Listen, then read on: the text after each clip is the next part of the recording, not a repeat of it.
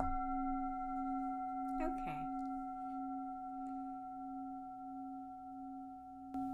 Thank you, everybody. Thank you very much for whoever let me know that my sound was off. So it's Judy Cohen. This is Wake Up Call 504. And if you're celebrating Yom Kippur today, I'm wishing you the best with your contemplations and hope you're having an easy fast. We had a ton of bounce backs today, so I know a lot of people are out for the holiday and not online, which is very sweet, but it's also sweet for me to be here.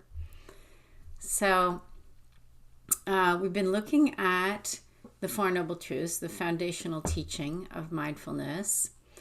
And the first noble truth, uh, which is the truth of dukkha or suffering, the truth that this being human includes difficulty and hard times, that the axle of the wagon in which we're riding isn't true and it makes for a very bumpy ride, and that's just a feature of being human. And then the second noble truth, the truth of what causes suffering, which is believing that the axle should be true, that the road should be smooth, that the bumpiness shouldn't be happening. Believing that good things shouldn't end and bad things shouldn't happen, and everyone should believe what I do. And my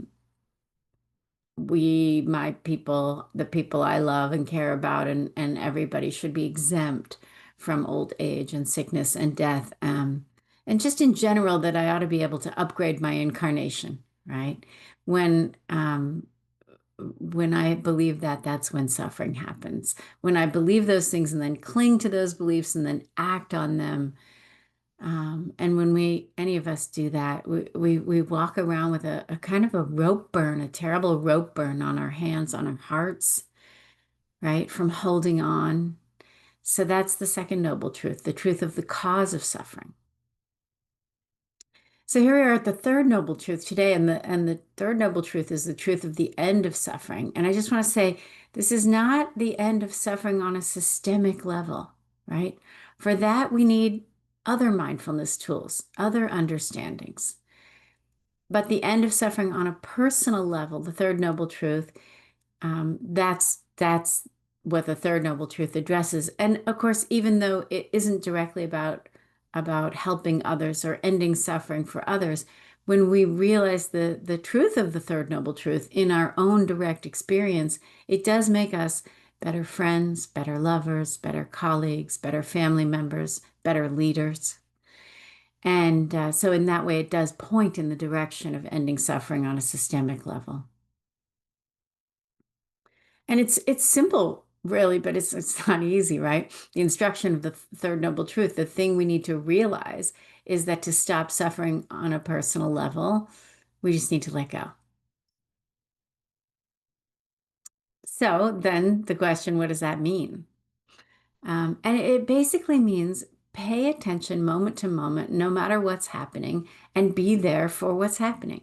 Don't wish anything away. Don't grab hold of anything. Let life flow through, right? Notice without reacting. Don't add grasping and clinging to an already difficult moment. Don't put a hat on a hat. I love that from the Zen tradition. And it seems like a big aspiration to me, but there are ways to practice in low stakes situations to kind of get the hang of it. So here are a couple that I work with. Let's say I'm stuck in traffic. Good one, because it's pretty available. I definitely don't want there to be traffic, but instead of getting caught up in that don't want mind, I can investigate, well, what's it like to let go of wanting the traffic to clear or of wanting to be somewhere else already, right? Or I can investigate what it's like to let go of the emotional components, the frustration with the traffic or the impatience with the traffic. Um, and for bonus points, I can investigate what it's like to let go of the self-judgment that inevitably arises when I can't let go of the rest, right? Judy, why can't you let go? That you should be able to do this, right? So when I can remember to let go at any of those levels, the traffic, first of all, the traffic is 1,000% easier, right? And then the moment actually contains peace. Or let's say I'm in a conflict, and also a good one because it's so available, especially to all of us, right? As lawyers, but also those of us who are not practicing law. So I'm in a conflict. I also don't want to be in the conflict, or I don't want to be in it right then, or so much, or with that person, right? Any of those flavors of not wanting. So if I remember to practice, right, I can let go of wanting the conflict to not be happening, or of wanting to be in a more skillful conversation, or maybe I can let go of wanting things to go my way, or of whatever clenching is happening, right? Fist, stomach, throat. Or maybe I can let go into the conflict and just be in it and see how it feels in my body to be in the conflict. And if I do that, another thing I can let go of is assuming the experience for the person I'm in conflict with is any different from my own, which helps me to find some compassion, right? So all of that, or any of that, really feels different and better than trying to kind of fight my way out of the box, right? Which, by the way, for me is such a deeply embedded behavior from being in the law and also my family of origin. So when I can remember to let go at any of those levels, a few things are more likely to happen, I've noticed. Better clarity, an apology, from yours truly, um, peace. And interestingly enough, getting most of what I need. So then what about when bad news happens, right? The bad news is hard enough. Not wanting the bad news makes it so much harder. Not wanting the news, that's what causes the suffering. But sometimes it's just not possible to let go of not wanting the bad news, or not right away. So can we let go of wishing we could let go, right? Can we let go of any judgment we might have over how well we're dealing with a situation and simply let how we're dealing be how we're dealing?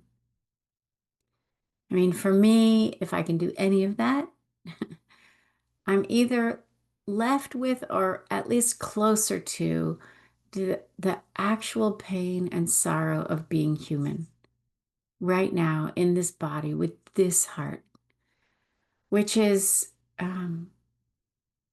difficult, difficult enough without any of the layers, how scared I feel, how sad I feel, how jostled I feel on this incredibly bumpy ride.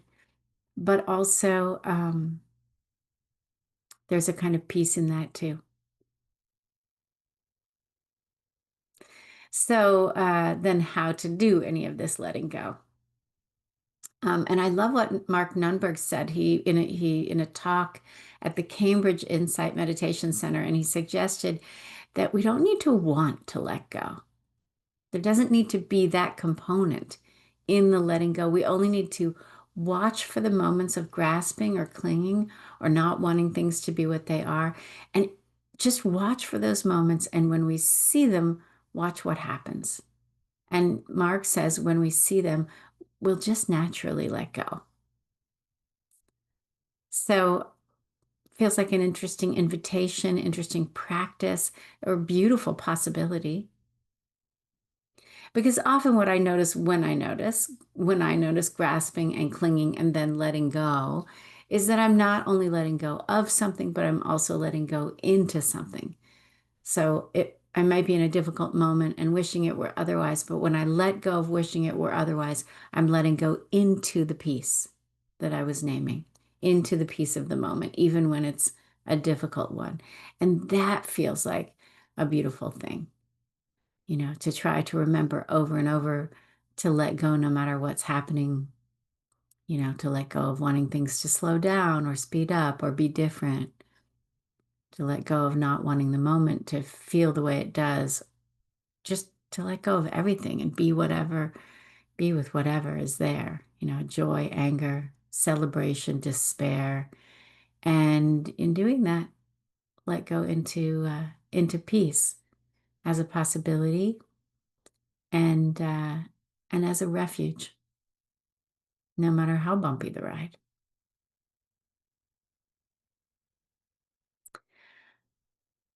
Okay, so let's sit.